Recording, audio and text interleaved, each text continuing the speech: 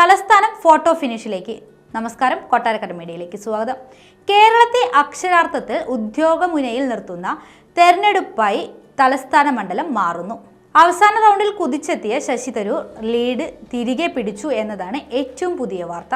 ഒരു ഘട്ടത്തിൽ 23,000-ലേറെ വോട്ടിന് മുന്നേറിയ രാജീവ് ചന്ദ്രശേഖറിനെ തീരദേശ വോട്ടിന്റെ കാര്യത്തിലാണ് തരൂർ പിന്നിലാക്കിയത്. പിന്നീട് ക്രമാനുഗതമായി ലീഡ് വർദ്ധിപ്പിച്ച തരൂർ ഇപ്പോൾ 10,000-ലേറെ വോട്ടിന് മുന്നിലാണ്. ഏറ്റവും ഒടുവിൽ വിവരം ലഭിക്കുമ്പോൾ 15,100 വോട്ടിനാണ് മുന്നിട്ട് നിൽക്കുന്നത്. ഓരോ ഘട്ടത്തിലും വോട്ട് നില മാറിമറിയുന്ന സ്ഥിതിയാണ് തിരുവനന്തപുരത്ത്. പോസ്റ്റൽ വോട്ടുകൾ എണ്ണിയപ്പോൾ BJP സ്ഥാനാർത്ഥി രാജീവ് ചന്ദ്രശേഖറിന് മുന്നിലെത്താൻ സാധിച്ചിരുന്നു.